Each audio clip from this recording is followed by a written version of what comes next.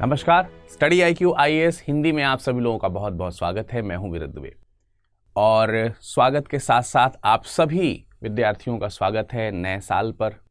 और नए साल की आप सभी लोगों को ढेर सारी शुभकामनाएं। वर्ष 2023 जो है वो आ चुका है, 2022 समाप्त हुआ है अभी और वादे के मुताबिक जैसा कि आप लोगों से कहा गया था कि नए साल में नया तोहफा आपको मिलने वाला है, तो आज 2 तारीख है और 2 तारीख को हमें आप लोगों को नए तोहफे के तौर पर मॉडर्न इंडियन हिस्ट्री देनी थी, जिसकी चर्चा भी आप लोगों से हुई है। और आप लोगों ने देखा कि इसके पहले भी हमने मॉडर्न इंडियन हिस्ट्री कवर किया था, उसमें आप लोगों ने बहुत सारा प्यार जो है वो दिया।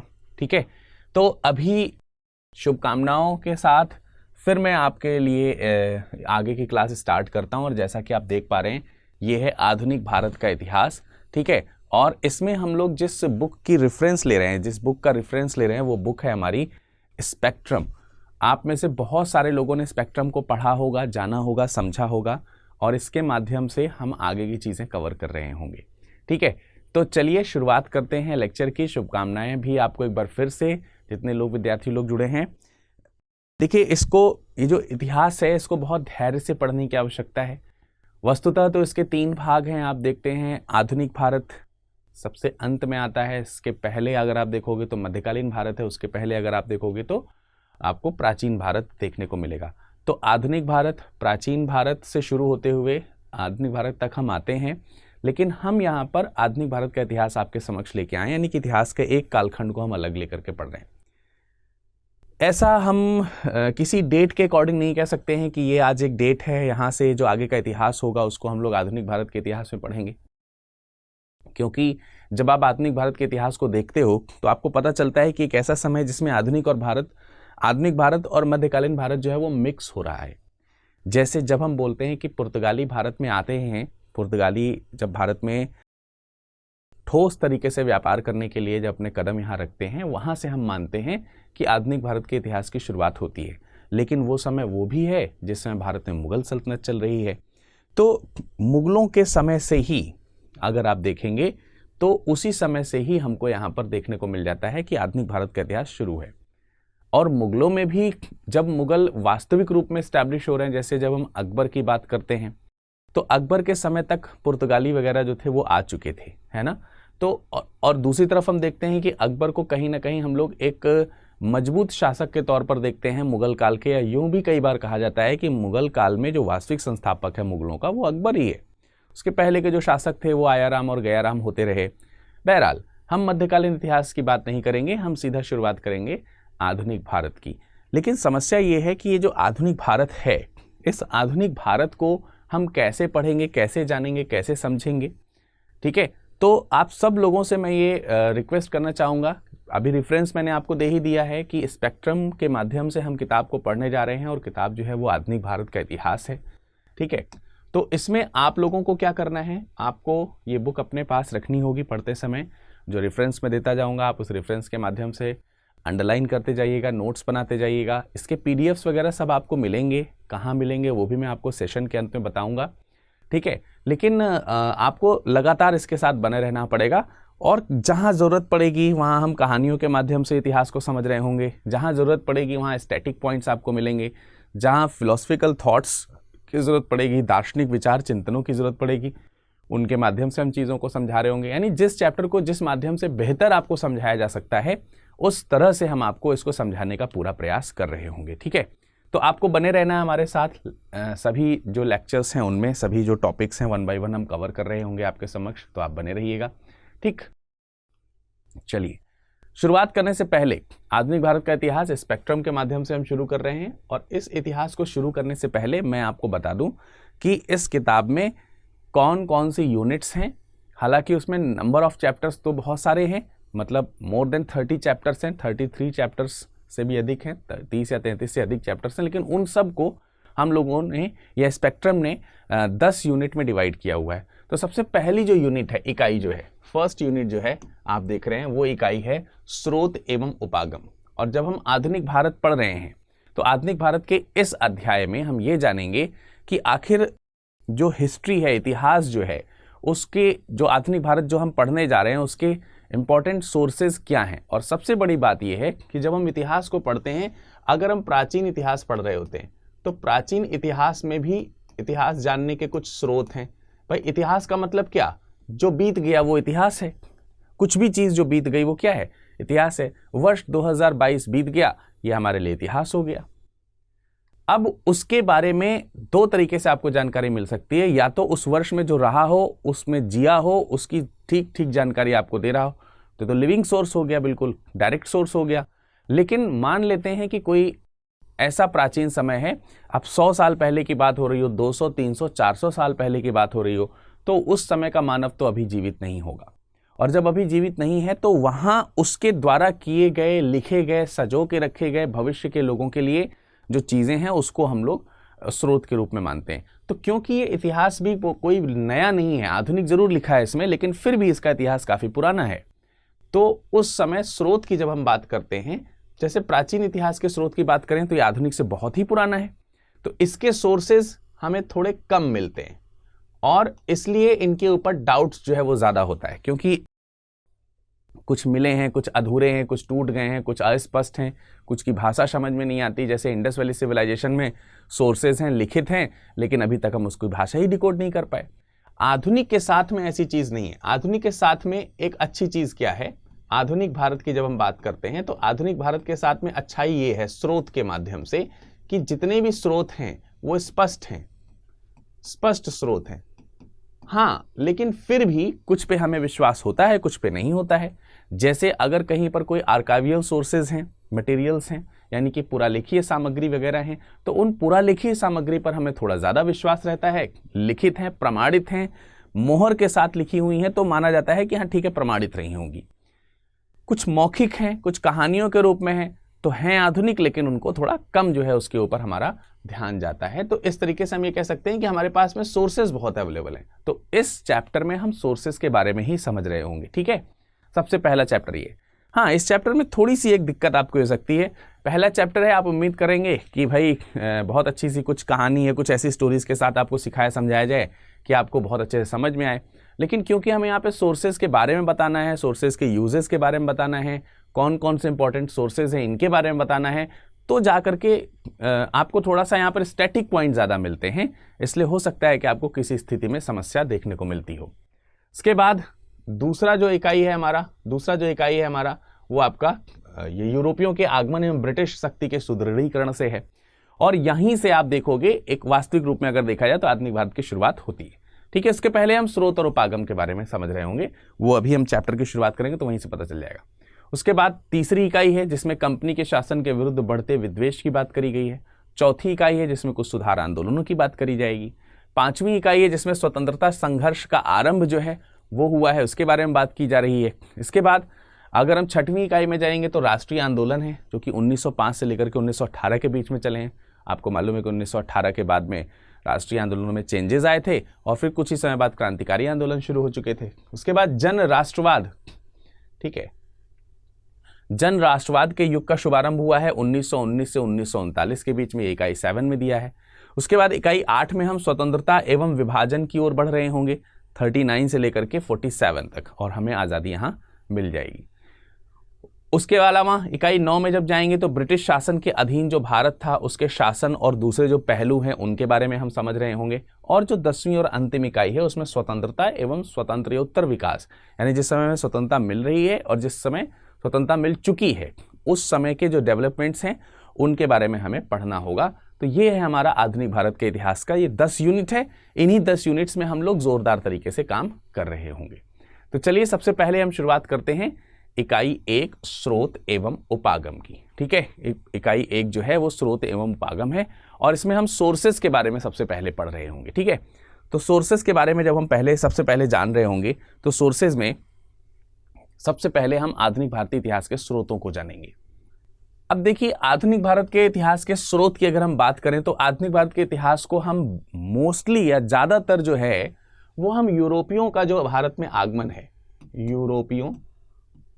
यूरोपियों का जो भारत में आगमन है, भारत आगमन, उसके संदर्भ में देखते हैं। और यूरोपीय जो है वो भारत में कोई पड़ोसी मुल्क के रूप में तो रहे नहीं, यूरोप जो है वो भारत से कईयों मील दूर है, और उनमें भी सबसे प्रभावशाली, हालांकि सबसे पहले नहीं आए, लेकिन सबसे प्रभावशाली जो इतिहास रहा है भारत में जिनका, इन यूरोपियों में, वो प्रभावशाली इतिहास रहा है अंग्रेजों का। किसका रहा है? अंग्रेजों का, ब्रिटिशर्स का। इसका मतलब ये नहीं कि अंग्रेज ही भारत में शासन किए या अंग्रेजों का ही इतिहास भारत में देखने को मिलता है, दूसरे भी हैं जो इतिहास के पक्ष में देखने को मिलते हैं। तो अब मोटे तौर पर अगर हम देखें तो सन 1600 से लेकर के, अब अंग्रेजों के इतिहास की जब हम बात कर रहे हैं तो इनको हम सन 1600 से लेकर के 1857 तक या 57-58 तक एक फेज के रूप में देखेंगे, एक युग के रूप तौर पर इसको देखेंगे, जिसमें हम कंपनी का शासन देखते हैं, कंपनी का शासन, है ना। और इसके अलावा दूसरा जो हमको फेज देखने को मिलेगा इसी में ही, वो आपका 1858 से लेकर के 1858 से लेकर के स्वतंत्रता तक 1947 तक, ठीक है, 1947 तक भाई, ये हमको देखने को मिलता है। तो ये दूसरा युग है जिसको हम लोग क्राउन का शासन बोलते हैं। किसको बोलते हैं? क्राउन का शासन। चाहे वो कंपनी का शासन रहा हो, चाहे वो क्राउन का शासन रहा हो, दोनों ही मैटर्स में अगर हम देखें तो इन ब्रिटिशर्स ने बहुत सारे जो पुरालेखीय सामग्री हैं उनका इस्तेमाल किया, क्योंकि आप इसको इसी तरीके से समझिए, मीलों दूर बैठे हुए, हजारों मील दूर से ये भारत में जो शासन चला रहे हैं वो कैसे चला रहे हैं? ये हजारों मील दूर से बैठ करके भारत में जो इनका शासन चल रहा है वो कागजों के माध्यम से चल रहा है, पत्राचार के माध्यम से चल रहा है, गुप्त पत्र भेजे जा रहे हैं, तमाम प्रकार के लेन देन जो हो रहे हैं वो भी कागज पे हो रहे हैं। तो इनके पास में लिखित सोर्सेज हैं। इनके जो सोर्सेज हमको मिलते हैं वो कैसे मिलते हैं? लिखित सोर्सेज मिलते हैं, लिखित जो साक्ष्य हैं वो हमको स्पष्ट जानकारी देते हुए दिखाई देते हैं। और इतना ही नहीं, इससे पहले भी जो लोग व्यापारी के रूप में आए, वो चाहे पुर्तगाली रहे हों या अन्य रहे हों, वो सब भी अपने कहीं ना कहीं जब व्यापार कर रहे हैं, अनुमति ले रहे हैं, तो उनके डेटा भी लिखित तौर पर हैं, क्योंकि मध्यकालीन भारत भी पढ़ा लिखा हुआ हो चुका था उस समय तक। और उसी समय यहाँ पर आधुनिक भारत की शुरुआत होती है, तो वो तो वेस्टर्न कंट्रीज से आए हैं, पश्चिमी सभ्यता से आए हैं, तो वहाँ पर थोड़ा जल्दी विकास हुआ है इन सब चीज़ों का। तो कहने का मतलब यहाँ पर हमारे बहुत सारी लिखित सामग्री हैं जिनको हम लोग आधुनिक भारत के इतिहास के स्रोत के रूप में देखते हैं, जानते हैं, समझते हैं। और इनमें सबसे बड़े अगर हम बात करते हैं तो उसमें जैसे पुर्तगाली हैं, डच हैं, फ्रांसीसी हैं, अंग्रेज हैं, इन सब के सोर्सेज हमको देखने को मिलते हैं। अच्छा, तो मैंने जैसा आपको बताया कि भाई ये एक तो इन लोगों ने सजा के रखा, company, British east India company जो आई थी उन्होंने संभाल के रखा। उसके बाद क्राउन के शासन में महारानी के समय में बहुत सारी चीज़ें हुई। तो महारानी खुद तो आई नहीं यहाँ शासन करें, लेकिन उनका ताज आया। ताज का मतलब उनके रिप्रेजेंटेटिव्स यहाँ पर आए शासन करने, तो उनके भी लिखित सोर्सेज हमको सब मिलते हैं अच्छी तरीके से, ठीक है। तो तमाम सारी जो यूरोपियन ईस्ट इंडिया कंपनीज हैं वो सब यहाँ पर आती हैं और उनके माध्यम से हमको पुरालेखीय सामग्री जो है, यानी कि आर्काइवियल जो सोर्सेज हैं वो हमको देखने को मिल जाते हैं। तो चलिए सबसे पहले हम उसी के बारे में जानेंगे और समझेंगे कि क्रम क्या है। देखिए, पुरालेखीय सामग्री को हम लोग कई चीज़ों में डिवाइड कर सकते हैं। पुरालेखीय सामग्री हमको नेशनल आर्काइव्स ऑफ इंडिया में मिलेगा। 3 प्रेसिडेंसी जो हैं भारत में, जैसे कि रही थी ब्रिटिशर्स की, बंगाल है, मद्रास है और बॉम्बे है। इन प्रेसिडेंसियों के तमाम सारे पुरालेख हैं, तमाम सारे न्यायिक पुरालेख हैं, तमाम सारे निजी पुरालेख हैं, ठीक है। विदेशी संग्रहालयों के पुरालेखीय सामग्री उपस्थित हैं। और विदेशी संग्रहालयों की जब हम बात करेंगे तो पाकिस्तान में, पेशावर में, लाहौर में, तमाम जगहों पर इस तरीके के रिकॉर्ड ऑफिसेज हैं जिनमें पाकिस्तान में भारत के इतिहास के पुरालेखीय सामग्री मौजूद है, क्योंकि तब तो वो भारत ही है। तो इस तरीके से तमाम हमको सोर्सेज देखने को मिलता है। और इन्हीं सोर्सेज के बारे में चलिए सबसे पहले हम डिस्कशन करते हैं और फिर हम इस डिस्कशन को और आगे बढ़ाएंगे और फिर जानेंगे कि दूसरे प्रकार के सोर्सेज जो हैं वो क्या हैं। तो जब हम बात कर रहे हैं भाई पुरालेखीय सामग्री की, किसकी बात कर रहे हैं? पुरालेखीय सामग्री की। तो हमें यह समझना पड़ेगा कि पुरालेखीय सामग्री है क्या, ठीक है। ये आर्काइवियल्स जो मटेरियल्स हैं ये क्या होते हैं, इनका मतलब क्या है, और इसको हम लोग इतिहास के सोर्स के रूप में या आधुनिक भारत के इतिहास के सोर्स के रूप में कैसे देख सकते हैं। तो आर्काइवियल सोर्सेज जो होते हैं, किसी प्रकार का कोई संगठन है, कोई लोक प्राधिकारी है, कोई सदस्य पर्टिकुलरली हम कह सकते हैं जो है वो किसी संघ या संगठन के द्वारा, आप सिंपली ऐसे समझिए, किसी संघ के द्वारा या किसी संगठन के द्वारा, ठीक है, या किसी लोक प्राधिकारी के द्वारा, लोक प्राधिकारी के द्वारा, इन सब के द्वारा कोई भी ऐसे लिखित दस्तावेज हैं, दस्तावेज जिन्हें संभाल करके रखा गया है, भविष्य में अध्ययन जिसका किया जा सके, साक्ष्यों के तौर पर जिसको ले सकें। इसमें मान लेते हैं कि अच्छा इसी पुरालेखी सामग्री में हम न्यायिक जो चीजें हैं, जैसे आप देख सकते हैं न्यायिक पुरालेख है वो भी शामिल है कि जो प्रशासन है, संघ या संगठन जो है वो प्रशासन के तौर पर भी, प्रशासक या प्रशासकीय इकाई के तौर पर भी हो सकता है, प्रशासकीय जो इकाई है इसके तौर पर भी हो सकता है। इसके अलावा आप देखेंगे तो न्यायिक इकाई के तौर पर भी हो सकता है, ठीक है, न्यायिक इकाई के तौर पर हो सकता है, कई दूसरी प्रकार के सामाजिक संगठनों के तौर पर हो सकता है। तो ये सारे जो लोग होते हैं जो अपनी जो चीजें लिख करके रखते हैं, इनको हम लोग जो है पुरालेखी सामग्री के अंतर्गत मानते हैं। अच्छा, पुरालेखी सामग्री कौन बना रहा होगा, मतलब ये जब हम संघ या संगठन की बात कर रहे हैं तो ये कितने प्रकार के हो सकते हैं, लोक प्राधिकारी कौन कौन से हो सकते हैं, प्रशासनिक और न्यायिक की जब हम बात करें तो वो कैसे कैसे हो सकते हैं। इन सब के आधार पर हम इन सोर्सेज को, यानी कि ये जो पुरालेखी सामग्री हैं, ये जो आर्काइवियल सोर्सेज जो हैं, इनको हम लोग 2 से 3 या 3 से 4 भागों में डिवाइड कर सकते हैं। अब वो 3 से 4 भाग क्या हैं, जैसे कि आधुनिक भारत के इतिहास के स्रोत जानने के लिए सबसे इंपॉर्टेंट तो हमारे पास में यही है, और इसको भी हम 3-4 भागों में डिवाइड कर सकते हैं, जैसे केंद्र सरकार। केंद्र सरकार का मतलब यहां पर ये हो गया कि केंद्र सरकार की पुरालेखीय सामग्री है ना। केंद्र सरकार की पुरालेखीय सामग्रियों में क्या क्या चीजें आएंगी उसके बारे में हम अभी आपको थोड़ा सा बता देंगे, पर क्योंकि इस तरीके के सोर्सेस तो राज्यों में भी हो सकते हैं या प्रांतों में भी हो सकते थे, तो उस समय प्रांत हुआ करते थे, तो इनको हम राज्य सरकार की जो पुरालेखीय सामग्री है उसके सोर्स के रूप में भी मान सकते हैं। कुछ मध्यवर्ती पुरालेखीय सोर्स की सामग्री हो सकती हैं। इसके अलावा खुद अधीनस्थ और न्यायिक अभिलेख होते हैं, है ना, न्यायिक अभिलेख। तो कहने का मतलब यह है कि हम पुरालेखी सामग्रियों को 2-3 भागों में डिवाइड करके पढ़ सकते हैं या जान सकते हैं।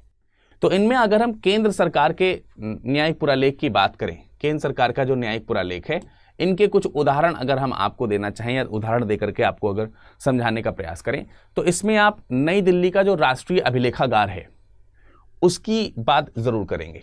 नई दिल्ली स्थित राष्ट्रीय अभिलेखागार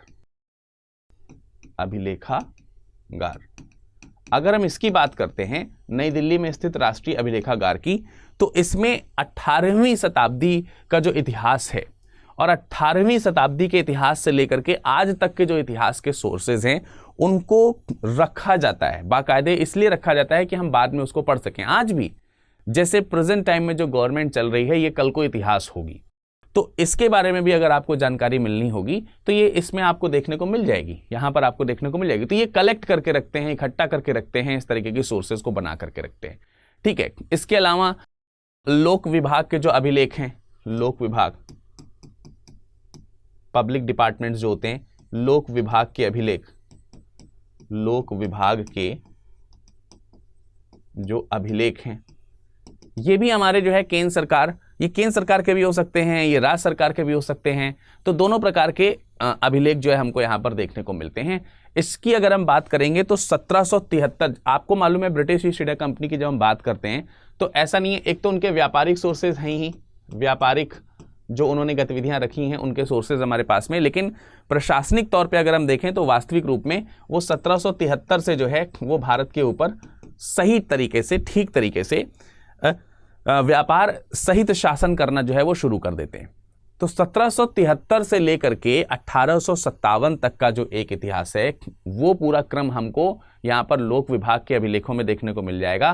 फिर 1857 के आगे का जो संवैधानिक और प्रशासनिक, यानी एक तो हमको यहाँ पर 2 तरीके से इसके स्टोरेज देखने को मिलेंगे। 1773 से लेकर के 1857 तक का एक इतिहास सजो करके इसमें रखा गया, और इसके अलावा हम कह सकते हैं कि 1857 से लेकर के अभी तक का, या जो दूसरे इसमें जो संवैधानिक सुधार हुए हैं 1857 के बाद के संवैधानिक सुधार हैं, प्रशासनिक सुधार हैं, ठीक है, ये सारे जो सुधारों के जो सोर्सेज हैं वो हमको यहां पर देखने को मिल सकते हैं। इन सब में एक इंपॉर्टेंट हमको सोर्स देखने को मिलता है, एक व्यक्ति का नाम हमें यहां पर ध्यान रखना है, जेम्स रेनल। एक नाम हमें इंपॉर्टेंटली याद रखना है, जेम्स रेनल का।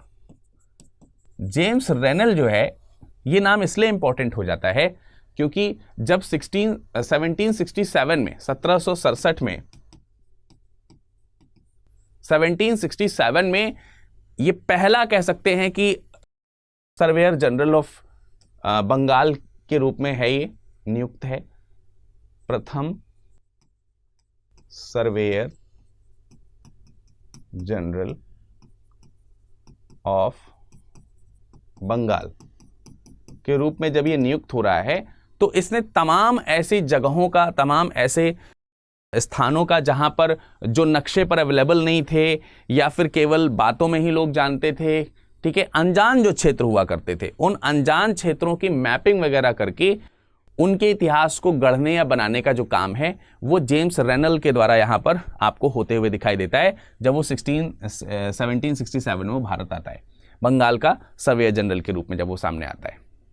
मतलब वही है कि ये वो सारी चीजें हैं जो आपको एक सोर्सेस के रूप में देखने को मिल सकती हैं कि आधुनिक भारत का प्राचीन वाला जो हिस्सा है, पुराना जो हिस्सा है आधुनिक भारत का, आधुनिक भारत के शुरुआत के जो इतिहास हैं वो हमको यहाँ पे सब में देखने को मिल सकते हैं। नई दिल्ली के राष्ट्रीय अभिलेखागार में लोक विभाग का जो अभिलेखागार है उसमें आपको देखने को मिल सकता है, अलग अलग फेजेस में उसके डेवलपमेंट देखने को मिलते हैं। सर्वेयर जनरल ऑफ बंगाल के रूप में जो व्यक्ति आया था उसके अभिलेख जो हैं वो इकट्ठे करके रखे गए हैं, उसमें आपको देखने को मिल सकते हैं। इसके अलावा अगर हम राज्य सरकार की बात करते हैं तो राज्य सरकार के भी कुछ अभिलेखागार हैं जो हमको यहाँ पर देखने को मिलेंगे। उसको जरा हम कुछ एग्जाम्पल्स के तौर पर यहाँ पर देख लेते हैं।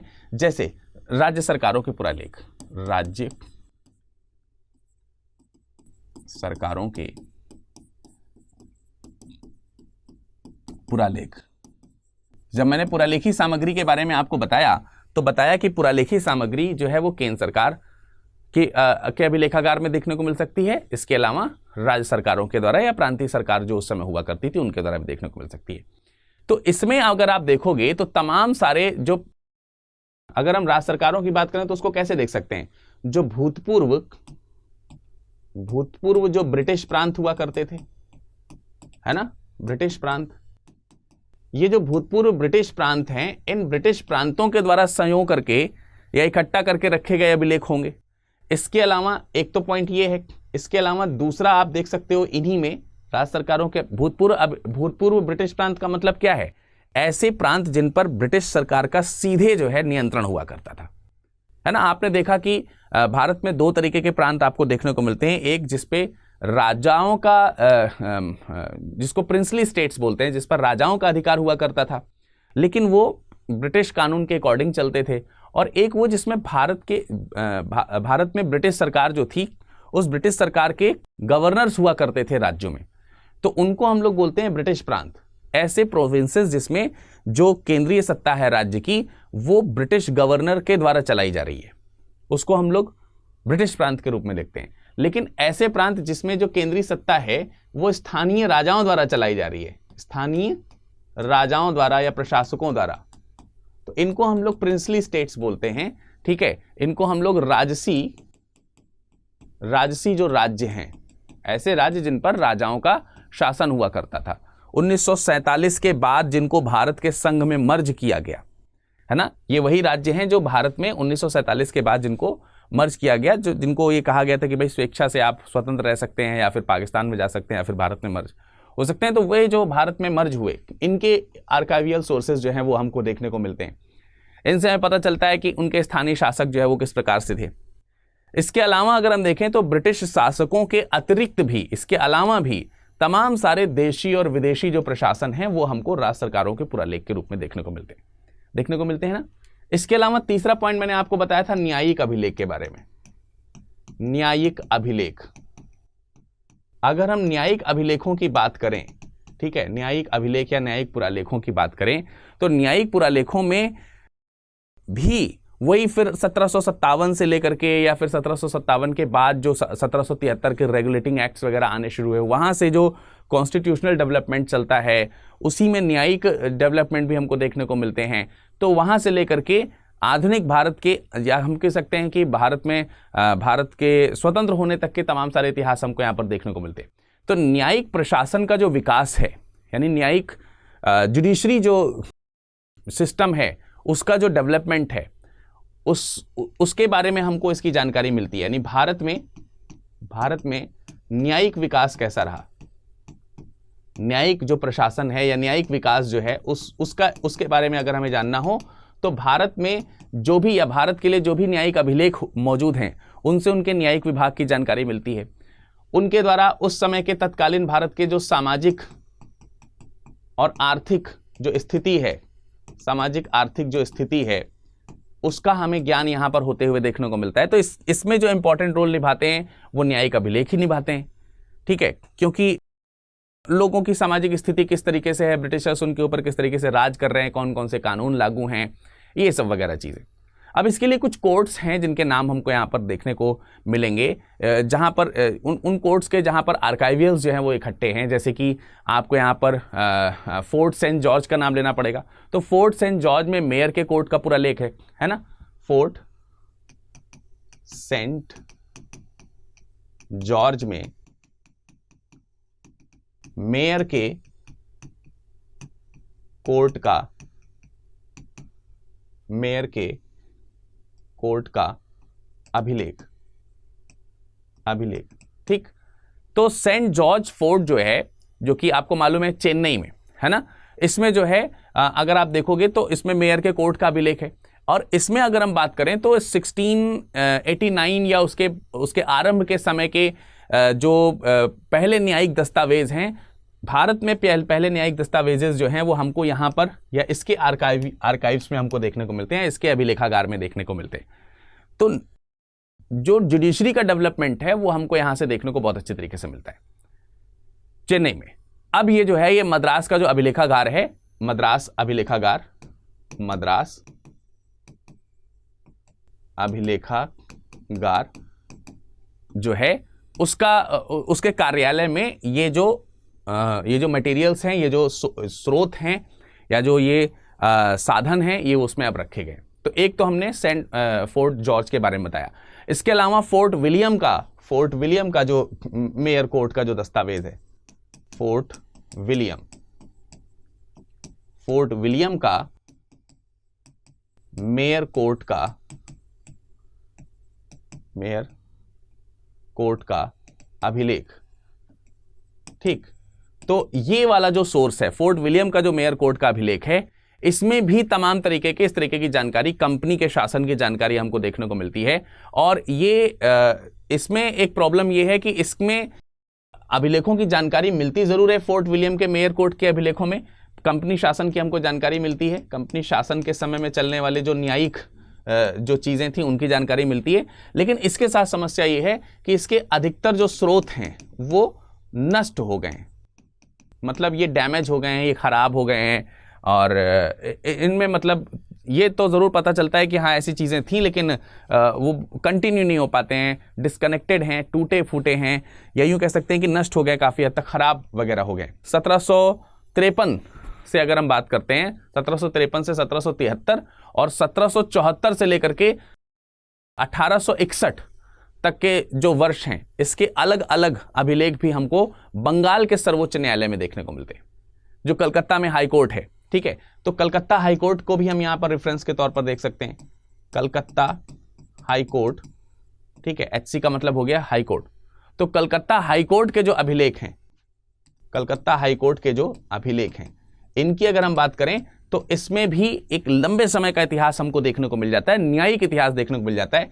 पहले तो 1753 से लेकर के आपका 1773 तक का जो इतिहास है, उसके उस समय जो स्थानीय यानी कि लोकल जो गवर्नमेंट है, उसके कानून किस तरीके से ब्रिटिशर्स के साथ मिक्स होकर के चलते थे, उनके कानूनों के कुछ साक्ष्य हमको देखने को मिलेंगे। इसके अलावा फिर 1773-74 के बाद आपको मालूम है कि 1774 में कलकत्ता में सुप्रीम कोर्ट वगैरह के एस्टैब्लिशमेंट हो गया। तो उस सुप्रीम कोर्ट के एस्टैब्लिशमेंट की कहानी 1774 से लेकर के 1861 तक का जो एक्ट आता है, 1858 के एक्ट के बाद 1861 तक का जो एक्ट आता है, उस सारे एक्ट्स में जितने भी प्रकार के जुडिशरी डेवलपमेंट्स हैं, उन सारे जुडिशरी डेवलपमेंट्स के सोर्सेज हमको इसमें देखने को मिल सकते हैं कलकत्ता के हाई कोर्ट के अभिलेखागार में, बंगाल में, ठीक है। कहाँ पर? बंगाल का ही प्रांत है। अभी ये बंगाल का सर्वोच्च न्यायालय है उस समय के लिए अगर देखा जाए तो कलकत्ता हाई कोर्ट जो है ना। उसके अलावा 1728 में अगर हम बात करते हैं तो बॉम्बे में मेयर कोर्ट का जो अभिलेख है, 1728 बॉम्बे में मेयर कोर्ट का अभिलेख, मेयर कोर्ट का अभिलेख। तमाम सारे देखिए न्यायिक अभिलेखों के हम आपको रेफरेंसेस दे रहे हैं, चाहे वो आपका यहाँ पर ये सेंट फोर्ट जॉर्ज की बात कर रहे हो, या फिर फोर्ट विलियम मेयर की बात कर रहे हो, मेयर कोर्ट की बात कर रहे हो, और या फिर बॉम्बे के मेयर कोर्ट की अगर हम बात कर रहे हो। ठीक है, तो इसमें भी हमको महाराष्ट्र में ये है, और महाराष्ट्र का जो सचिवालय है, महाराष्ट्र सचिवालय का रिकॉर्ड ऑफिस जो है, महाराष्ट्र सचिवालय का रिकॉर्ड ऑफिस जो है, रिकॉर्ड ऑफिस जो है, ठीक है, महाराष्ट्र सचिवालय का जो रिकॉर्ड ऑफिस है उसमें ये सारे दस्तावेज उपलब्ध हैं, और जितनी भी ऐतिहासिक महत्व के या फिर ऐतिहासिक अनुसंधान के जो आपको सोर्सेज हमको यहाँ पर देखने को मिलते हैं, ऐतिहासिक महत्व का मतलब क्या है कि इतिहास को अगर कोई रिसर्च करना चाहता है, इतिहास को कोई अनुसंधान के स्तर पर ले जाना चाहता है, तो उसके हिसाब से बहुत ज़्यादा इम्पॉर्टेंट हैं। और इस इम्पोर्टेंस में वो जो तीन जगह के जो प्रेसिडेंसीज हुआ करती हैं, जिसके नाम भी मैंने आपको यहाँ पर लिख करके दिखा दिए, ठीक है, और उनके जगहों के दस्तावेज कहाँ पर रखे गए उसको भी लिख करके दिखा दिया, समझा दिया, शायद आपने नोट भी कर लिया होगा। तो जो 3 प्रेसिडेंसीज हैं, कलकत्ता की, बम्बई की और मद्रास की जो प्रेसिडेंसीज हैं, उनके सदर और दीवानी न्यायालयों के जो अभिलेख हैं वो सारे बहुत इंपॉर्टेंट हैं। अगर आप एक उस समय के इतिहास का रिसर्च करना चाहते हैं तो उनको जो है आप पढ़ते हैं तो आपको अच्छा खासा रिसर्च जो है देखने को मिल जाता है, तो ये काफ़ी इंपॉर्टेंट हो जाते हैं। तो मैंने आपको इनके माध्यम में इस फेज में अगर देखें तो हमने इसमें राज्य सरकारों के पुरालेख के बारे में बताया, न्यायिक अभिलेख के बारे में बताया। इससे पहले अगर आप देखोगे तो इससे पहले मैंने आपको यहाँ पर वो जो केंद्र सरकार के, तो ये जो तीनों फेजेस हैं एक तरीके से हमने लगभग यहाँ पर कवर कर दिए हैं, जिसमें आपको ये समझ में आ गया होगा कि ये जो पुरालेखीय सामग्री है वो किस तरीके से, ठीक है। केंद्र सरकार में नेशनल आर्काइव्स ऑफ इंडिया भी आ जाएगा, एक सोर्स यहाँ पर जो लिखा हुआ है।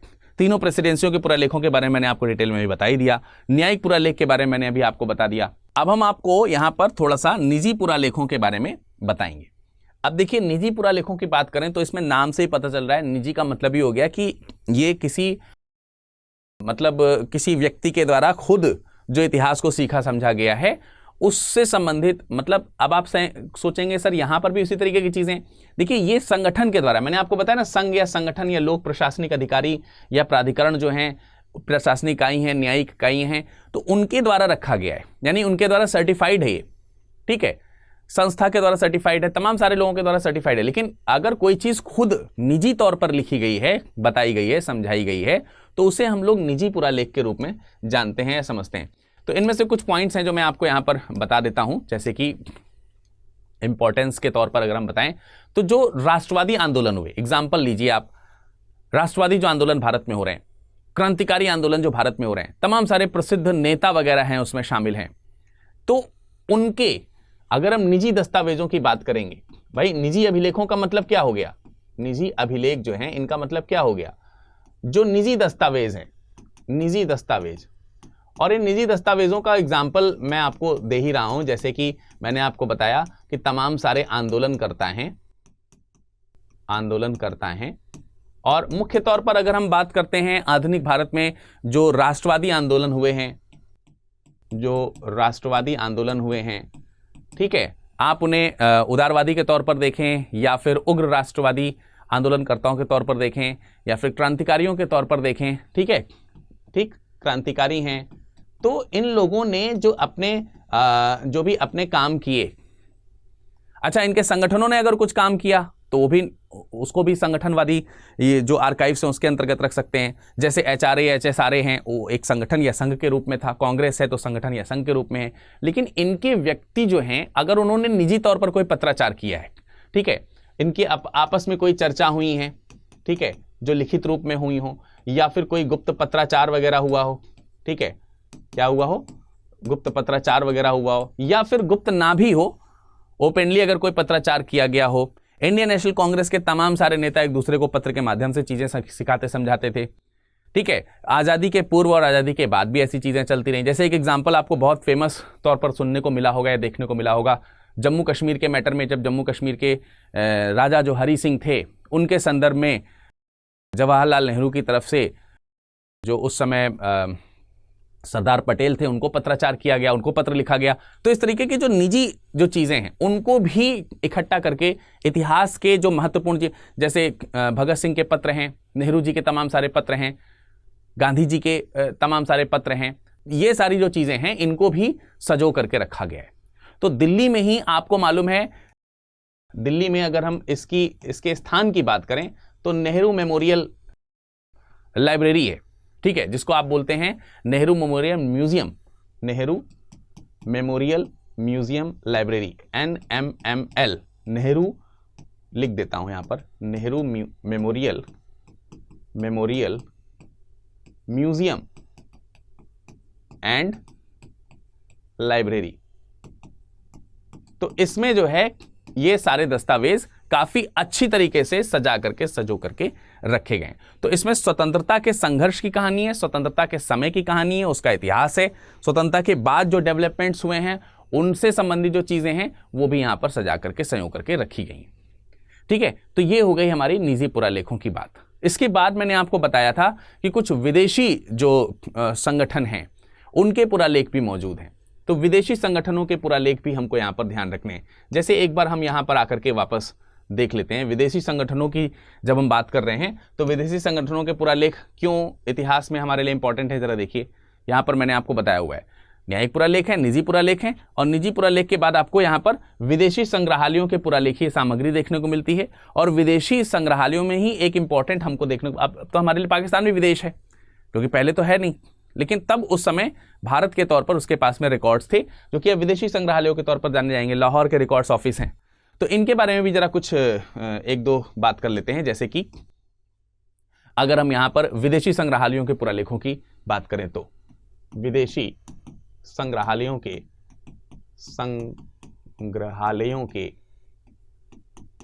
पुरालेख या पुरालेखीय सामग्री की बात करें तो इसमें भी बहुत सारे नाम हैं जो आप याद रख सकते हो। अब देखिए, ये जो चीज मैं आपको बता रहा हूं, आपको लग रहा होगा सर ये तो सोर्सेज हैं, इन सोर्सेज का हम लेकर के क्या करेंगे, इन सोर्सेज को हम पढ़ करके क्या करेंगे।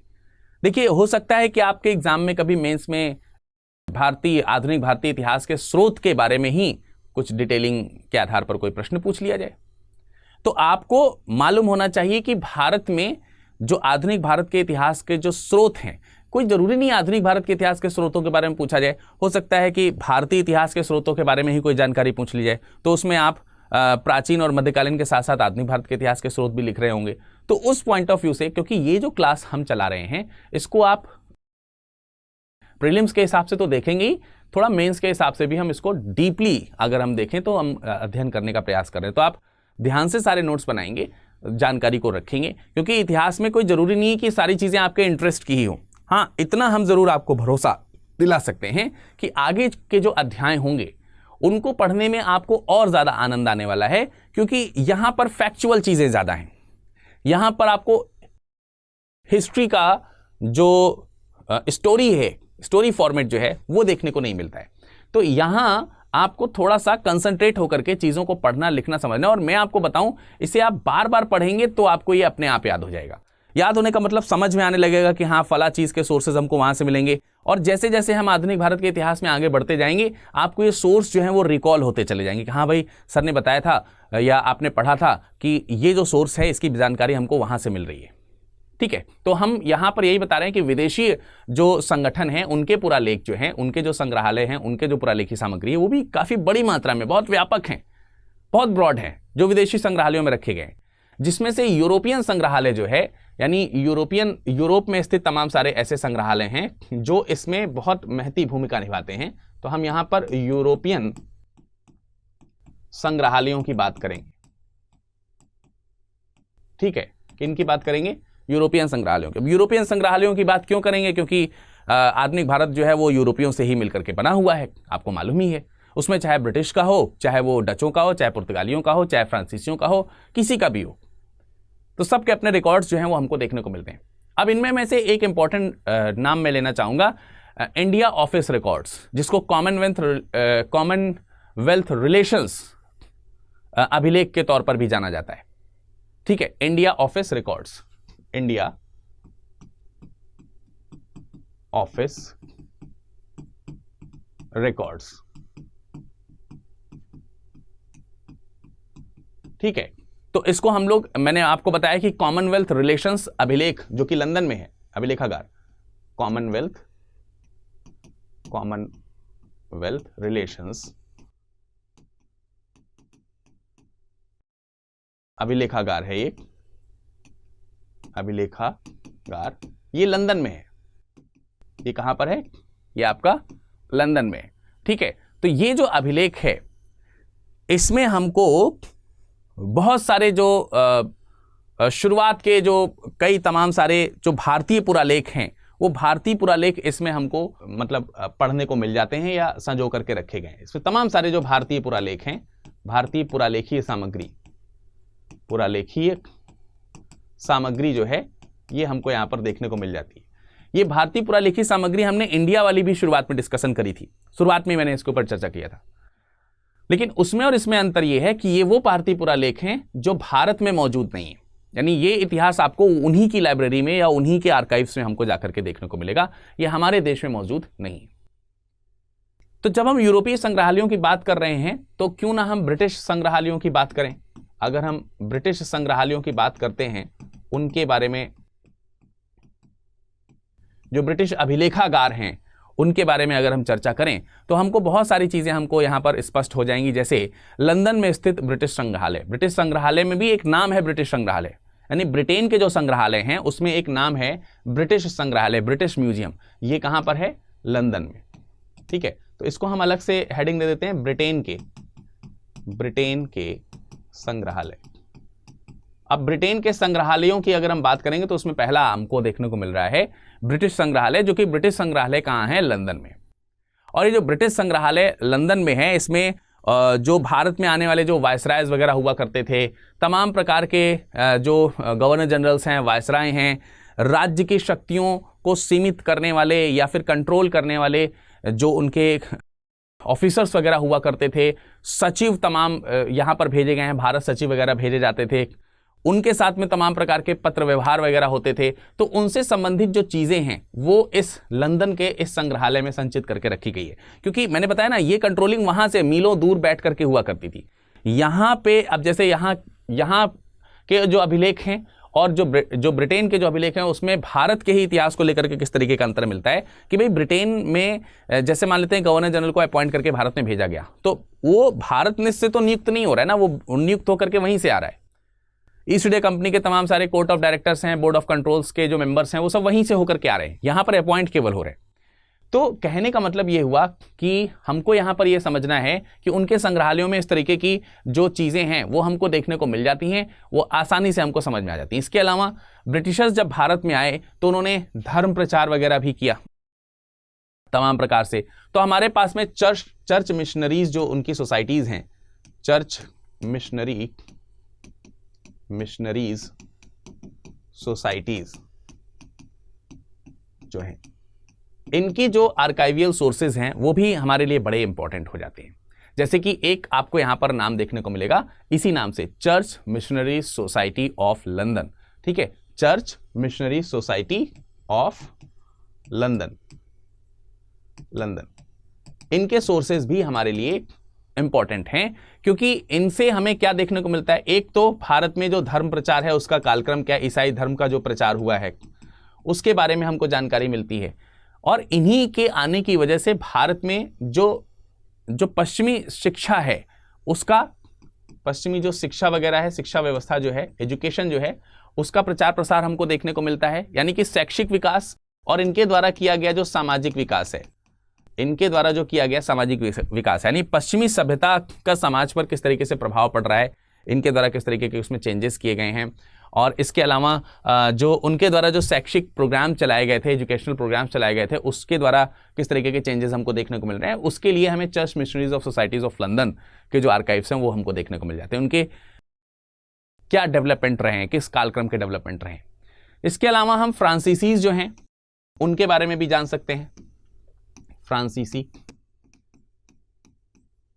ठीक है, तो ब्रिटिशर्स के बारे में तो इंपॉर्टेंटली हम ब्रिटिश संग्रहालय लंदन की बात कर सकते हैं, चर्च मिस्ट्रीज ऑफ सोसाइटीज की बात कर सकते हैं। फ्रांसीसियों की अगर हम बात करें तो फ्रांसीसियों में भी आर्काइव नेशनल, फ्रांसीसियों के भी सोर्सेज में हम एक नाम ले सकते हैं, आर्काइव्स नेशनल। आर्काइव नेशनल की अगर हम बात करें, इसको थोड़ा हम स्पष्ट लिख देना चाहते हैं जिससे कि आपको दिक्कत ना हो। आर्काइव नेशनल, ठीक है, ये आपका पेरिस में है, पेरिस आर्काइव नेशनल। तो आर्काइव नेशनल जो पेरिस है, इसमें जो फ्रेंच मिशनरीज हैं या फ्रेंच मिनिस्ट्रीज जो हैं उसके बारे में, भारत में कैसे उनकी व्यापारिक जो चीज़ें हैं वो शुरू हुई हैं, कहाँ कहाँ व्यापारिक कोठियाँ बनी थी, उनके जो मेंबर्स थे वो किस तरीके से अपॉइंट हो रहे थे, उन सब के बारे में हमको जानकारी मिल जाती है। इसके अलावा French ministry of Paris, French ministry of foreign affairs, ये भी एक हमको देखने को मिलता है सोर्स के तौर पर। French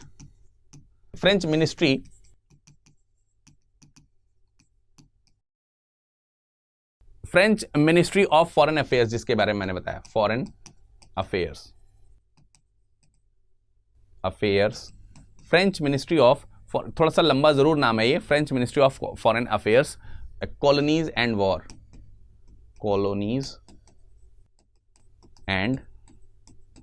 war. ये इसके जो पुरालेख हैं, इससे हमें फ्रांसीसी इतिहास, भारत में फ्रांसीसी इतिहास कैसा रहा था उसके बारे में जानकारी स्पष्टतः मिल जाती है। इसके अलावा एक और नाम हमको यहां पर इंपॉर्टेंटली मिलता है, वो है रिक्सर चीफ। रिक्सर चीफ जो है, अगर हम डच कंपनियों की बात करें तो उसके लिए रिक्सर चीफ संग्रहालय जो है, जो कि हेग में आपको देखने को मिलेगा, ठीक है, रिक्सर चीफ का संग्रहालय जो कि हेग में आपको देखने को मिलता है। इसमें डच जो कंपनी है, उस डच कंपनी के कार्यों के बारे में हमको देखने को मिलेगा, ठीक है। तो ये कुछ विदेशी सोर्सेज हैं जो मैंने आपको बताए, जैसे कि एक नाम मैंने आपको यहां पर ब्रिटेन के लिए बताया, इसी तरीके से फ्रांसीसियों के बारे में, इसी तरीके से डच के बारे में, इसी तरीके से एक दो नाम हमको और देखने को मिल सकते हैं, जैसे कि पुर्तगाल के लिए, पुर्तगालियों के लिए, क्योंकि डचों के लिए बताया तो पुर्तगालियों के लिए भी हमें बताना होगा। इसमें नाम आप लिख सकते हैं नेशनल आर्काइव्स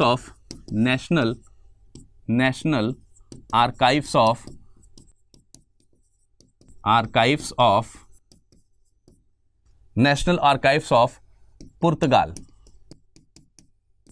पुर्तगाल, ठीक है। तो नेशनल आर्काइव्स ऑफ पुर्तगाल जो है, उससे आपको जो पुर्तगाली शासन है उसके बारे में भी आपको समझ में आ जाता है, जानकारी मिल जाती है कि उनके सोर्सेज जो है वो क्या रहे होंगे। तो इस तरीके से तमाम सारे विदेशी सोर्सेज हैं, विदेशी जो कह सकते हैं कि सामग्री है, पुरालेखी सामग्री है, संग्रहालयों में जो संजो करके रखी गई है, वो आपको यहां पर देखने को मिल जाती है। तो विदेशी सोर्सेज में ये तो हमने सारी चीजें आपको बताई, लेकिन एक चीज हमको विदेशी सोर्सेज में और देखने होती है या जानकारी रखनी होती है, जैसे कि मैंने आपको बताया कि विदेशी संग्रहालयों की जो पुरालेखी सामग्री जो मैंने अभी आपको दिखाई, उसमें एक इंपॉर्टेंट नाम आपको लाहौर के रिकॉर्ड ऑफिसेज के भी देखने को मिलते हैं। अब जरा देखिए, इसमें मैं क्या आपको बताने या समझाने की कोशिश कर रहा हूं, वो ये है कि 1947 से पहले का जो भारतीय इतिहास है, उसके जो दस्तावेज हैं, 1947 से पहले तो भाई पाकिस्तान भी भारत ही है, तो जो भारत के जो दस्तावेज थे वो लाहौर में, पाकिस्तान में लाहौर के रिकॉर्ड ऑफिस में रिकॉर्ड्स थे। लेकिन क्योंकि उसके बाद वो डिवाइड हो गया भारत और उसके बाद वो पाकिस्तान में चला गया, तो विदेशी सोर्सेज में हम लाहौर का रिकॉर्ड ऑफिस भी लिख सकते हैं। ये हमको यहाँ पर ध्यान रखना है, विदेशी सोर्सेज में ही, विदेशी संग्रहालयों के सोर्सेज में ही लाहौर के रिकॉर्ड ऑफिस, जो कि पाकिस्तान के पुरालेख के रूप में जाने जाते हैं, वो हमको देखने मिलते हैं। इसके अलावा पेशावर के अभिलेख हैं, इसके अलावा यहाँ पर हम नाम जो है वो पेशावर का भी लिख सकते हैं, पेशावर, ठीक है। पेशावर के जो अभिलेख हैं वो भी पाकिस्तान के अभिलेखों के अंतर्गत गिने जाएंगे। 1849 से लेकर के 1900 तक के पेशावर के कमिश्नर्स वगैरह जो थे, उनके जो अभिलेख हैं, 1901 से लेकर के उत्तर पश्चिम जो प्रांत हुआ करता था, सीमांत प्रांत के जो अभिलेख हैं, वो सब इसमें इकट्ठे करके रखे गए हैं, वो सब यहाँ पर सजो करके रखे गए। तो ये सारी डिटेल जो मैंने आपको बताई, ये सारी डिटेल जो है ये पुरालेखीय सामग्री के तौर पर मैंने आपको बताई। तो आधुनिक भारत के इतिहास में बहुत बड़े सोर्स के रूप में पुरालेखीय सामग्री हैं। और पुरालेखीय सामग्रियों को एक बार मैं फिर से आपके सामने डिटेल कर देता हूं। पुरालेखीय सामग्रियों को हम केंद्रीय, राजकीय और न्यायिक पुरालेखीय सामग्रियों के सोर्सेज में डिवाइड कर सकते हैं। मैंने आपको केंद्र सरकार के पुरालेखीय सामग्रियों के बारे में बताया, राज्य सरकार के पुरालेखीय सामग्रियों के बारे में बताया, न्यायिक अभिलेखों के बारे में मैंने आपको बताया, है ना। उसके अलावा जो निजी पुरालेख थे उसके बारे में भी थोड़ा सा जानकारी जरूर मैंने आपको दी, जैसे कि मैंने आपको बताया कि क्रांतिकारी हैं, राष्ट्रवादी लोग हैं, इन लोगों ने आपस में जो चीज़ें लिखी हैं वो सब है। यही एग्जाम्पल नहीं है, दूसरे भी हैं। इसके अलावा विदेशी संग्रहालयों में मैंने ब्रिटेन से लेकर के आपको पुर्तगाली और ब्रिटेन और जो फ्रांसीसीज हैं, डचेज हैं, और सारे सोर्सेज के साथ साथ मैंने भारत के जो सोर्स हो सकते थे, जो कि अब विदेशी सोर्स हो गए, जिसको हम पाकिस्तान के रूप में जान रहे हैं, तो उनके बारे में मैंने आपको यहाँ पर बताया। लेकिन क्या इतिहास के सोर्स में सिर्फ यही एक है पुरालेखीय सामग्री ही जिससे हम भारतीय इतिहास के स्रोतों को समझ सकते हैं? ऐसा नहीं है।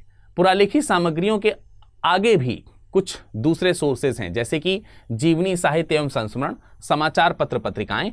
इसके अलावा मौखिक तमाम सारे प्रमाण हैं, ये बहुत ज़्यादा प्रामाणिक नहीं माने जाते हैं। उसके अलावा तमाम सारे सृजनात्मक साहित्य हैं, जिसमें नॉवेल्स वगैरह आप पढ़ते हैं, और चित्रकला वगैरह जो हैं, ये भी आधुनिक भारत के इतिहास के स्रोत के तौर पर जाने जाते हैं। और इनमें अगर हम जीवनी, साहित्य और संस्मरण की अगर हम बात करें तो इनमें सबसे ज्यादा जो महत्वपूर्ण है वो है यात्रा वृत्तांत। यात्रा वृत्तांत। अब ये यात्रा वृत्तांत क्या है? ट्रेवल्यूग्स जिनको आप बोलते हैं। कोई व्यक्ति विदेश से यहां आया या यहां से विदेश गया, उसने यात्रा करी, यात्रा के दौरान बहुत सारी चीजें लिखी, जानी, समझी, तो वो यात्रा वृत्तांत के तौर पर जानी जाती है। और ऐतिहासिक सोर्सेज में इसका बड़ा इंपॉर्टेंस रहता है। अब कई बार इन पर विश्वास नहीं भी होता है, क्योंकि ये डिपेंड होता है कि कहाँ के यात्री थे और किसके इतिहास के बारे में लिख रहे थे। अगर उन्हें ऐसा कोई इतिहास मिल जाता है, जैसे मान लेते हैं कि ये यूरोपीय यात्री हुए या ब्रिटिश यात्री हुए और इनको भारत में ब्रिटिश विरोधी कोई चीज़ देखने को मिल गई, तो वो उसको मैनिपुलेट करके भी लिखते हैं। लेकिन अगर कोई दूसरी चीज़ मिलती है तो उसको सही सही फॉर्म में भी लिखते हैं। तो ये एक बड़े सोर्सेज के तौर पर हमको देखने को मिलता है। ठीक है, तो ब्रिटिश ईस्ट इंडिया कंपनी से अगर हम देखें, यानी कि ईस्ट इंडिया कंपनी तो बहुत सारे कंट्रीज की रही है, फ्रांसीसी east India company, British east India company, Dutch east India company, तमाम तरीके की, पुर्तगीज ईस्ट इंडिया कंपनी, सारी ईस्ट इंडिया कंपनीज हैं। तो ब्रिटिश ईस्ट इंडिया कंपनी की यात्रा वृत्तांत का एक अलग ही तरीके का योगदान है, जिसमें हम सबसे पहले जिसका नाम लेंगे वो है जॉर्ज फोस्टर। जॉर्ज फोस्टर के यात्रा वृत्तांत की हम बात क्यों करते हैं यहां पर? जॉर्ज फोस्टर की अगर हम बात करें तो जॉर्ज फोस्टर की यात्रा वृत्तांत की हम यहां पर बात क्यों करते हैं, उसका भी कारण है।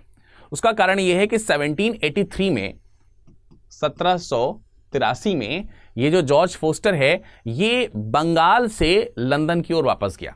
और जब ये बंगाल से लंदन की ओर वापस जा रहा है तो बंगाल से लखनऊ होते हुए, श्रीनगर होते हुए, क्या नाम है, कश्मीर वगैरह की यात्रा करते हुए काबुल जाता है। काबुल से कैस्पियन सागर होते हुए ये सेंट पीटर्सबर्ग से इंग्लैंड, ऐसे ये इसकी यात्रा है। तो अगर आप यहां से बंगाल से लेकर के इंग्लैंड तक की जो इसकी यात्रा देख रहे हैं, बंगाल से लेकर के इंग्लैंड तक की जो इसकी यात्रा आप देख रहे हैं, इस यात्रा के दौरान इसने उत्तर भारत की जो राजनीतिक स्थिति है, उत्तर भारत की जो राजनीतिक स्थिति है, राजनीतिक स्थिति, इसका बहुत ही सटीक वर्णन जो है वो स्थिति, इसका जो है इसका बहुत ही सटीक वर्णन इसने किया है।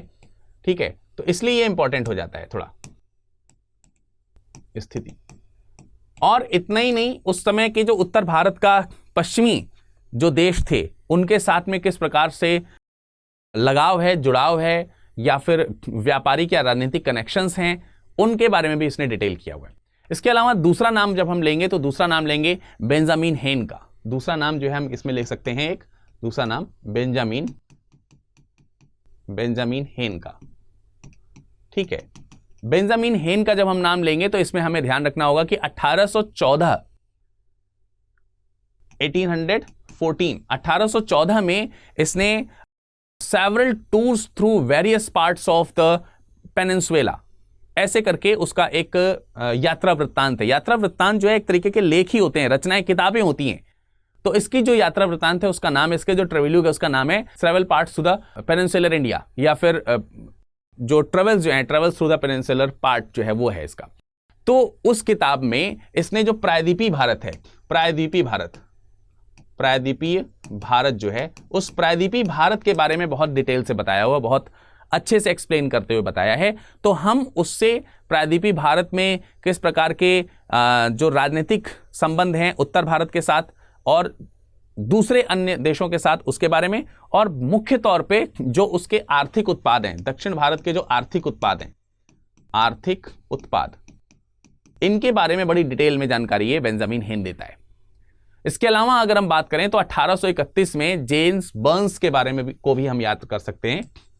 जेम्स बर्न्स, ठीक है, जेम्स बर्न्स ने 1831 में अपना ट्रेवल्यूग लिखा हुआ है जिसका नाम है visit to the court of the Sindh.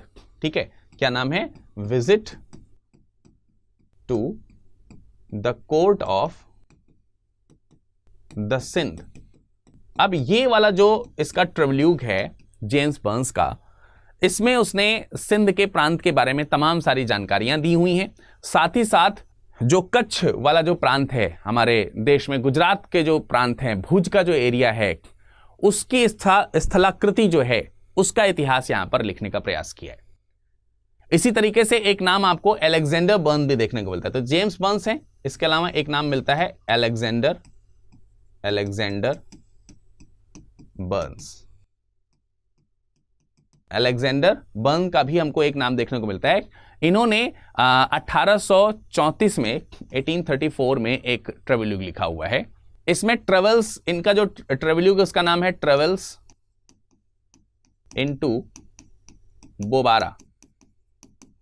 Travels into बोबारा, ये ट्रेवल्स इनटू बोबारा में अपनी यात्रा में बताते हैं कि कैसे जो भारत से काबुल की जो यात्रा है इनकी, उस भारत से काबुल की यात्रा के इनके तीन वॉल्यूम जो हैं वो हमको देखने को मिलते हैं।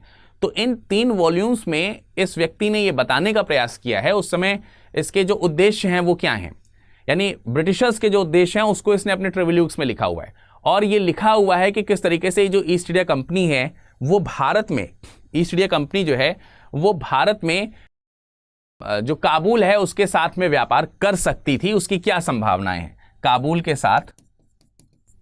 के साथ जो संभावनाएं हैं,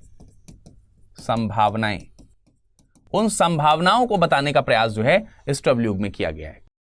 और उसके साथ साथ ये पता लगाना कि भाई जो सिंध का प्रांत है उसमें किस तरीके की संभावनाएं हैं, मतलब यही सारी चीजें, इसी सिंध क्षेत्र जो है वो किस तरीके से ब्रिटिशर्स के योग्य हो सकता है, ये सब चीजों के बारे में पता लगाने की बात इसमें करी गई। इसके अलावा एक नाम आपको और यहां पर याद रखना है, CJ डेविडसन का। आपने डेविडसन नाम तो गाड़ी के नाम पे भी सुना होगा, एक और नाम मैं यहां पे लिख दे रहा हूं, CJ डेविडसन। इन सब लोगों की यात्रा वृत्तांत ब्रिटिश दस्तावेज के रूप में बहुत ही महत्वपूर्ण हो जाते हैं, बहुत ही इंपॉर्टेंट हो जाते हैं। 1843 में 1843 में इन्होंने डायरी लिखी, उसका नाम था डायरी ऑफ द ट्रेवल्स। ठीक है, तो diary of the travels and adventures ऐसे करके इनकी एक डायरी थी। उस डायरी में भी जो अपर इंडिया का जो पार्ट है, अपर इंडिया के पार्ट यानी कि उत्तर भारत का जो हिस्सा है उसके बारे में इन्होंने बताया। इसके अलावा जॉन बटलर के बारे में हम जान सकते हैं। जॉन बटलर ने असम प्रोविंसेस के बारे में बताया हुआ है। 1855 के आसपास के उनके ट्रेवल्यूग्स हैं जिसमें ट्रेवल्स ऑफ एडवेंचर्स करके उनकी किताब है। उसमें जो पहाड़ी क्षेत्र हैं, जनजातीय क्षेत्र हैं, उनके बारे में बताया गया है। इसी तरीके से W.S. स्लीमैन है, उसने journey through the kingdom of Awadh एक लिखा हुआ है, journey through the kingdom of Awadh. तो उसमें अवध की जो प्रशासनिक और राजनीतिक जो इतिहास है उसका वर्णन उसने उसमें किया होता है। ऐसे करके तमाम सारे जो हमें यात्रा वृत्तांत हैं वो हमको देखने को मिलते हैं। ठीक है, तो ये तो ब्रिटिश यात्रा वृत्तांत के बारे में मैंने आपको बताया। तमाम सारे इस तरीके के हमको फेजेस समझ में आ रहे होंगे। इसके अलावा अगर हम दूसरे सोर्सेज की बात करें तो ये तो यात्रा वृत्तांत के बारे में बताया। इसी तरीके से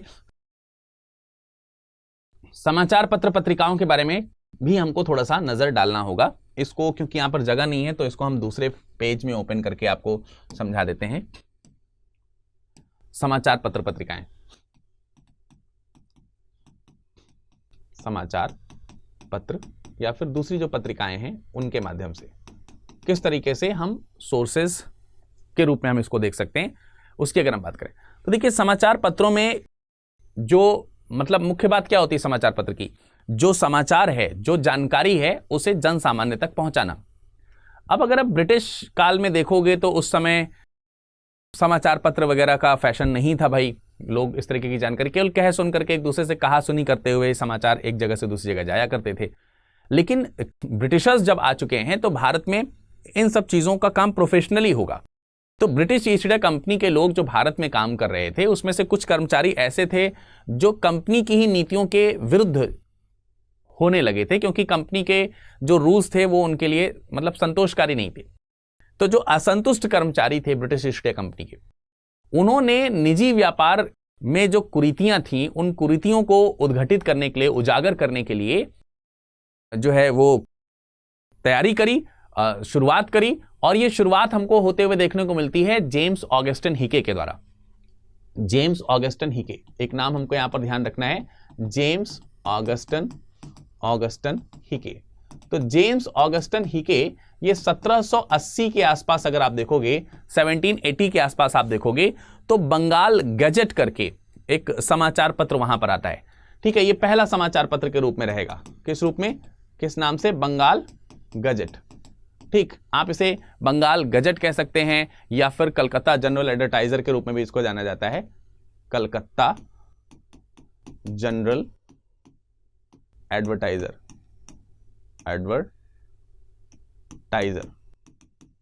ठीक है। तो कलकत्ता जनरल एडवर्टाइजर के रूप में बंगाल का ये पहला कह सकते हैं समाचार पत्र है जो ब्रिटिश ईस्ट इंडिया कंपनी के असंतुष्ट कर्मचारियों के द्वारा जो है वो लाया गया। ये पहला समाचार पत्र है। इसके बाद आप देखोगे तो बंगाल गजट आ जाता है 1784 में। 1784 में आपको एक और समाचार पत्र देखने को मिलता है जिसको आप बोलते हो बंगाल गजट। तो समाचार पत्र पत्रिकाओं का भी अपना इतिहास है और कई बार हम जो न्यूज़पेपर्स हैं वो एक ऑथराइज सोर्सेस के रूप में इनको जो है वो गिना जाता है, माना जाता है कि भाई वो अखबार में उस समय छपा था, ये सोर्स बहुत ऑथराइज माना जा सकता है, जिसको हम बहुत अच्छी तरीके से बिलीव कर सकते हैं जिसके ऊपर। इसी तरीके से दूसरे समाचार पत्र भी थे जैसे द बंगाल जनरल। इसी तरीके से द बंगाल जनरल, शुरुआत में इस तरीके से सारे हमको समाचार पत्र देखने को मिल रहे हैं। ठीक है, द बंगाल जनरल है। द बंगाल जनरल के अलावा अगर आप देखोगे तो दूसरे भी हैं। 1785 में आया था, अगले साल 1785 में। इसी तरीके से दूसरा समाचार पत्र हमको देखने को मिलता है the oriental magazine of Calcutta, जिसे आप कलकत्ता अम्यूजमेंट के नाम से भी जानते हैं।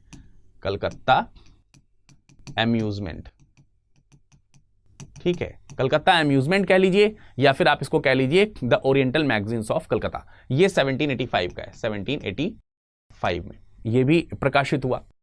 द कलकत्ता क्रॉनिकल 1786 में, 1786 में the Calcutta Chronicle, the Calcutta Chronicle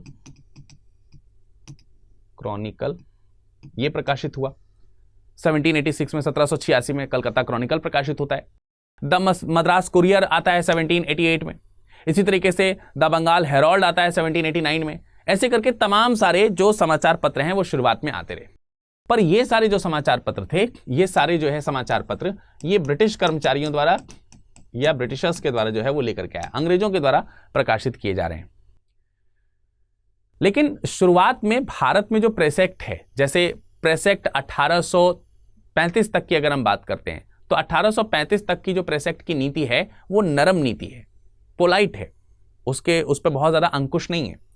तो 1856 तक अगर हम बात करते हैं तो इस नीति के द्वारा अगर हम देखें तो तमाम सारे समाचार पत्र थे जो भारतीयों द्वारा भी लेकर के आए गए थे। ठीक है, इसमें से एक नाम आपको द सुब्रमण्यम अय्यर का याद रखना है, जिन्होंने द हिंदू स्वदेशी जनन ऐसे करके या द स्वदेशी मित्रन, सॉरी द हिंदू लिख देता हूं, द हिंदू स्वदेशी मित्रन या स्वदेशी मित्रन करके ये समाचार पत्र जो है वो प्रकाशित किया जाता है। किसके द्वारा? द सुब्रमण्यम अय्यर के द्वारा या जी सुब्रमण्यम अय्यर के द्वारा। तो जी सुब्रमण्यम अय्यर के द्वारा ये जो समाचार पत्र लाया जा रहा है ये हिंदुस्तानी समाचार पत्र है, हिंदुस्तानी, यानी ये ब्रिटिशर्स के द्वारा नहीं है, ये ब्रिटिशर्स के द्वारा लाए गए थे। ये वाला जो है ये अंग्रेजों के द्वारा नहीं, ये हिंदुस्तानियों के द्वारा जो है वो लाया गया, यानी भारतीयों के द्वारा, हम इसको कह सकते हैं भारतीयों के द्वारा लाया गया। और फिर भारतीयों के द्वारा बहुत सारे समाचार पत्र लाए गए, जिसमें से आपने निश्चित तौर से बीजी तिलक बीजी तिलक के द्वारा जो समाचार पत्र लाया गया था, जिसमें मोस्ट इंपॉर्टेंट आप नाम याद रखते हैं केसरी, केसरी समाचार पत्र। इसके अलावा आप मराठा जिसको बोलते हैं वो वास्तविक रूप में महाराट्टा, महाराट्टा ये समाचार पत्र जो है वो तिलक के द्वारा जो इंट्रोड्यूस किया गया था, लाया गया था। इसी तरीके से या सुरेंद्र नाथ बनर्जी या सुंदर नाथ बनर्जी इनको बोलते हैं, सुंदर नाथ बनर्जी जो है उनके द्वारा बंगाली समाचार पत्र लाया गया। सुंदर नाथ बनर्जी ये लेकर के आए बंगाली समाचार पत्र। ये नाम है, बंगाली भाषा, जो बंगाली भाषा है उसी से बंगाली समाचार पत्र यहां पर आपको देखने को मिल रहा है। तो इस सुंदर नाथ बनर्जी जी के द्वारा लाया गया था। इसी तरीके से गोपाल कृष्ण गोखले के नेतृत्व में गोपाल कृष्ण गोखले के नेतृत्व में एनएन सेन के द्वारा इंडिया मिरर लाया गया था। इनके नेतृत्व में एनएन सेन थे और एनएन सेन के द्वारा इंडिया मिरर ये समाचार पत्र जो है वो लाया गया। ये समाचार पत्र जो है वो भारतीयों के द्वारा लाए जा रहे हैं, दिए जा रहे हैं। इसी तरीके से आपको एक नाम यहां पर नौरोजी, दादा भाई नौरोजी जो थे उनके द्वारा वॉइस ऑफ इंडिया ये भी समाचार पत्र लाया गया दादा भाई नौरोजी के द्वारा। तो इस तरीके से तमाम जो थे वो हमको यहां पर समाचार पत्र जो भारतीयों द्वारा भारत में स्टैब्लिश करते हुए या प्रकाशित करते हुए दिखाई दे रहे हैं। अच्छा, भारतीयों द्वारा भारत में ही प्रकाशित समाचार पत्र नहीं है, भारतीयों द्वारा विदेश में भी प्रकाशित समाचार पत्र हैं, विदेश में, जिसमें आप एक नाम लिख सकते हैं श्यामजी कृष्ण वर्मा का, श्यामजी कृष्ण वर्मा का, ये नाम आप जरूर लिख सकते हैं। ये भारतीयों द्वारा विदेश में लाए जाने वाला समाचार पत्रों का एक क्रम है जो इन्होंने लेकर के आए थे। इंडियन सोशियोलॉजिस्ट, इसका नाम था इंडियन सोशियोलॉजिस्ट, ठीक है। तो इंडियन सोशियोलॉजिस्ट ये एक नाम आपको यहां पर याद रखना है, ठीक, श्यामजी कृष्ण वर्मा जी के द्वारा।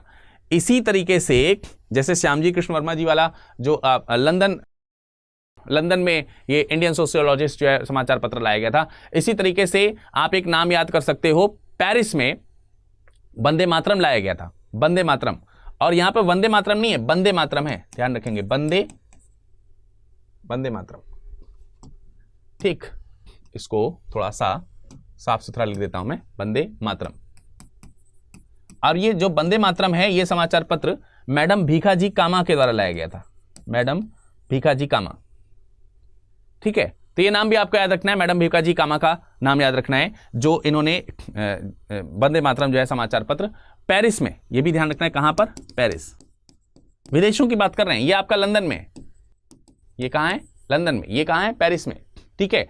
इसी तरीके से वीरेंद्र नाथ चट्टोपाध्याय हैं, वीरेंद्र नाथ चट्टोपाध्याय हैं, इन्होंने तलवार समाचार पत्र जो है वो प्रकाशित किया हुआ है बर्लिन में समाचार पत्र जो है वो तलवार है। तो ये कुछ विदेशी समाचार पत्र पत्रिकाएं भी हैं जो हमको यहां पर देखने को मिल रही हैं। तो समाचार पत्र पत्रिकाएं भी एक अच्छे सोर्सेस के रूप में हमको देखने को मिलती है, ठीक है। सैन फ्रांसिस्को में गदर पार्टी के द्वारा गदर समाचार पत्र जो था वो भी लेकर के आया गया था। तो समाचार पत्र पत्रिकाएं जो हैं वो भी काफी इंपॉर्टेंट रोल अदा करती हैं। इसके अलावा अगर हम मौखिक सोर्सेस की बात करें तो ये कुछ ज्यादा प्रमाणित नहीं है, इसके ऊपर हम खास चर्चा भी नहीं करने वाले, लेकिन हाँ कुछ सृजनात्मक साहित्य जरूर हमको देखने को मिलते हैं। अब अगर हम सृजनात्मक साहित्यों की बात करें तो इसमें बहुत तरीके के कथानक हैं, कहानीकार हैं, कथाकार हैं, साहित्यकार हैं, कवि हैं, लेखक हैं, ये सब इसके अंतर्गत आ जाते हैं। इसमें सबसे ज्यादा प्रभाव अगर आप देखने को मिलेगा तो तमाम सारे राष्ट्रवादी कवि जिन्होंने राष्ट्रवादी भावनाएं प्रेरित करी हैं वो हमको देखने को मिलते हैं। इनकी जो कविताएं हैं उनको रोमांटिक काव्य के रूप में जाना जा सकता है। जो स्वतंत्रता का जो संघर्ष है उसके लिए उन्होंने कहानियां लिखी हैं, प्रेरित किया है लोगों को, जिसमें आप उर्दू अगर आप कह सकते हैं कि उर्दू काव्यकार का नाम अगर आप लिखेंगे तो मोहम्मद इकबाल का नाम आप जरूर लिखेंगे।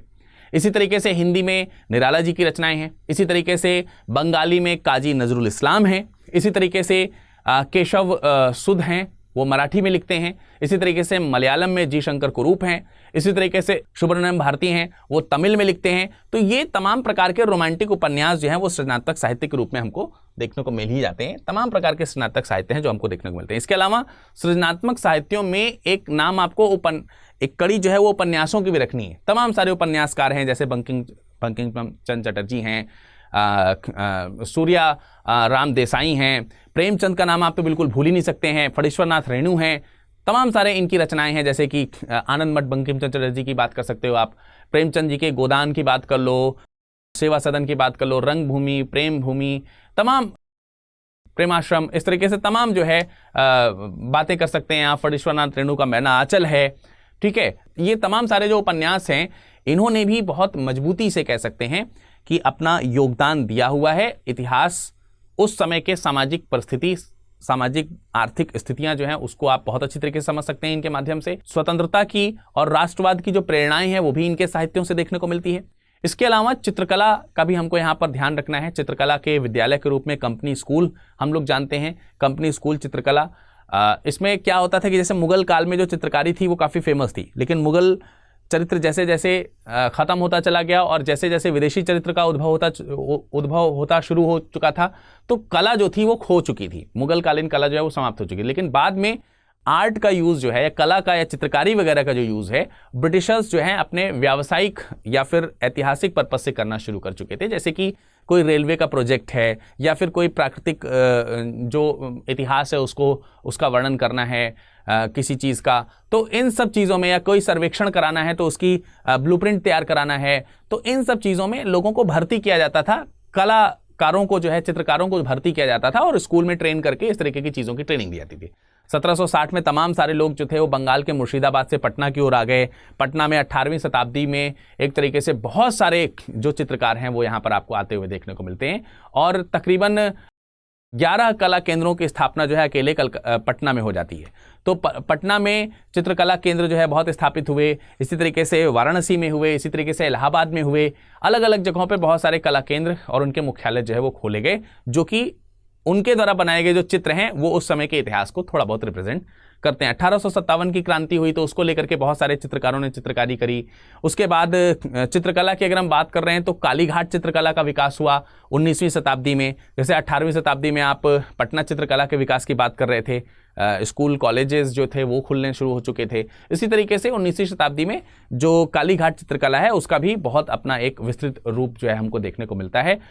उसमें ये कालीघाट चित्रकला है तो कलकत्ता से, बंगाल से संबंधित है, ये भी हमको ध्यान रखना है। 19वीं सदी में बंगाली जो चित्रकला है वो भी काफ़ी ज़्यादा फेमस रही, जिसने बंगाल के इतिहास को काफ़ी ज़्यादा मतलब वर्णन किया है। तो इस तरीके से आप देखेंगे भारतीय इतिहास के ये दूसरे सोर्सेज हैं। और सबसे इंपॉर्टेंट सोर्सेज के तौर पर मैंने आपको शुरुआत में ही गिनाया था कि पुरालेखीय सामग्री हैं, लेकिन उसके अलावा ये भी हैं सामग्रियाँ जिनको हम इतिहास के स्रोत के रूप में जानते हैं। और इसके आगे जो है अब हम अगले भाग में पढ़ेंगे, अगले चैप्टर में पढ़ रहे होंगे, और आप निश्चिंत रहिए, इन सब चीज़ों की जो PDF वगैरह है वो आपको मिल जाएगी। सेकंड जो पार्ट है हमारा वो लेखन और उपागम का है। तो लेखन और उपागम के बारे में हम लोग जब जानकारी ले रहे होंगे वो अगला अध्याय होगा। लेकिन इस चैप्टर में फ़िलहाल इतना ही, जिसमें मैंने आपको तमाम सारे सोर्सेज बताए हैं, और उम्मीद करते हैं कि इन सोर्सेज के बारे में आपको समझ में आया होगा। और मैं ये बिलीव दिला सकता हूँ कि अगर इनको पढ़ने या सुनने के बाद अगर आप स्पेक्ट्रम की बुक पढ़ेंगे या फिर आप दूसरी कोई भी इस तरीके की सोर्सेज वाली जो बुक्स पढ़ेंगे, उसमें आपको तमाम सारे सोर्सेज देखने को मिलेंगे, सीखने समझने को मिलेंगे। अगर आप इस लेक्चर का PDF प्राप्त करना चाहते हैं तो आप हमारे टेलीग्राम से जुड़ सकते हैं, और टेलीग्राम है VIRADDUBEY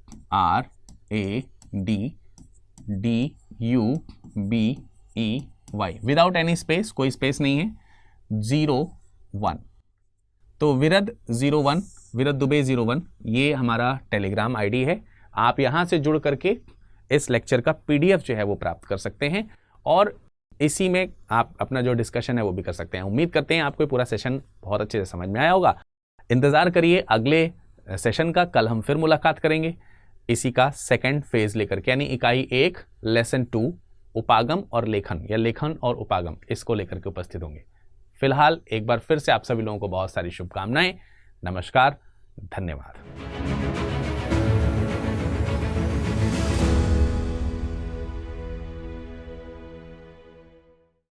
हिंदी में यूपीएससी की तैयारी से संबंधित प्रोग्राम्स को देखने के लिए सब्सक्राइब करें स्टडी IQ IAS हिंदी।